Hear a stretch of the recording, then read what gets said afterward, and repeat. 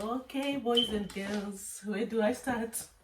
How I've missed you all. These past 2 months have been something else. But I thank God we're back again to reading our stories. I've missed these stories as well.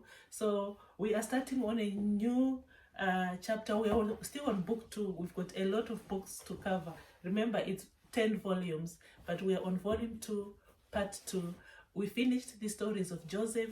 Remember, we covered creation. Remember, we covered the stories of Adam and Eve and his family. And we went up to Noah and Joseph. Now we are starting on the stories of the children of Israel in Egypt. The children of Israel in Egypt. I hope you enjoy these readings as I start to read. But before we start, we are going to pray. Good morning, dear Jesus. This day is for you. I ask you to bless all I think, say, and do. So yes, we are on part 2 of volume 2, and our story today, it says, light in the darkness. Light in the darkness. And you can follow along in Genesis chapter 50, verse 22 to 26, or you can find it in Exodus chapter 1, verse 1 to 14. And it reads, Grandpa, will we ever see the beautiful land you keep telling us about? Someday, said Joseph, some happy day. The slave boy who became governor of Egypt was now more than 100 years old. He was a grandfather of Ephraim's children and the great uncle of a host of boys and girls belonging to the families of his 11 brothers. I can see these children running into his palace to talk to him because his kind, gentle heart made everyone love him. And what a wonderful stories he told. They loved to hear him talk about the old days when he was a boy in Canaan. They could almost see the green hills, snow-capped mountains, and rushing water flows that he described. Canaan was their homeland too, though they had never seen it and could only dream about it. Joseph longed to go back to Canaan, but never could. He didn't have time. He was always too busy with his many duties, and later was too old to travel. Then one sad day, Joseph felt that death was near. Calling his family to him for the last time, he said, I'm about to die, but God will surely come to your aid and take you up out of this land to the land he promised an oath to Abraham, Isaac, and Jacob. Then you must carry my bones up from this place. Joseph knew that God did not plan for them always to live in a hidden nation. Someday, somehow, God would lead them back to the beautiful land he had promised to give to them. And Joseph wanted to go along too. That is why he said, carry my bones. If you couldn't go back to Canaan when he was alive, at least he would rest there in death. The family promised to remember his dying wish, and Joseph, contented, breathed his last. The Bible does not tell us anything about his funeral, but it must have been very splendid. No doubt a great procession with thousands of people followed the body of the kind, wise governor to its resting place. His tomb may well have been near the pyramids where so many of the great men of Egypt had been buried. For years, passers-by would say, there lies one of the finest leaders this country ever knew. In a few years, however, a new king who did not know about Joseph came to power in Egypt. This king was concerned that there now seemed to be more Israelites than Egyptians in Goshen, and he didn't like it. The other Egyptians didn't like it either. They grumbled about the Israelites owning the finest land and holding important positions in the government.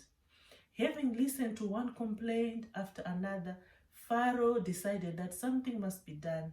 He called his counselors together. Look, he said to his people, the Israelites have become much too numerous for us.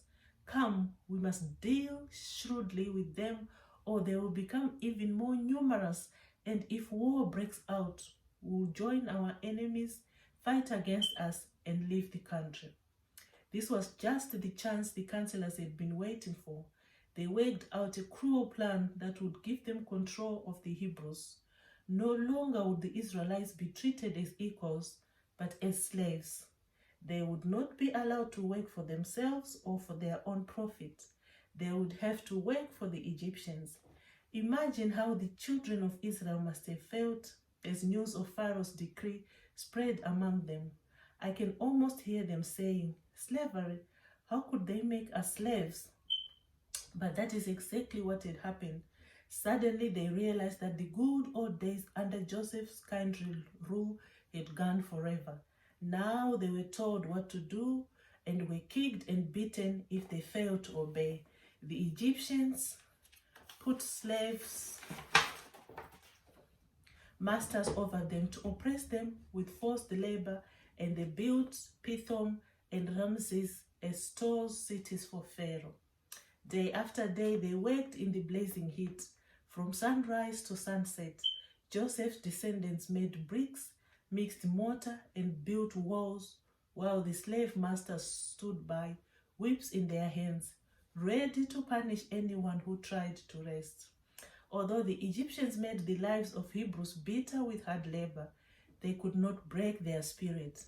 The Israelites often felt sad and discouraged, but hope never left their hearts. And the more Pharaoh tried to make life hard for them, the more they multiplied and spread. Back in their homes at night, they would talk about God's promise to Abraham, which had been handed down from one generation to next for many, many years. Know for certain that your descendants will be strangers in a country not their own, and they will be enslaved and mistreated 400 years. In the fourth generation, your descendants will come back here. Again and again, they must have tried to figure out when the time would be up and which was the fourth generation. Often they must have cried in their trouble, "How long, O Lord, how long?" Then someone would pass by Joseph's tomb and remember his promise. God will surely come to your aid and take you up out of this land.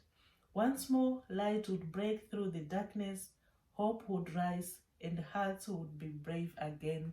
What a beautiful story. And this story also, it's like in the days that we're living, we're troubled with this COVID, and boys and girls, you cannot go play outside.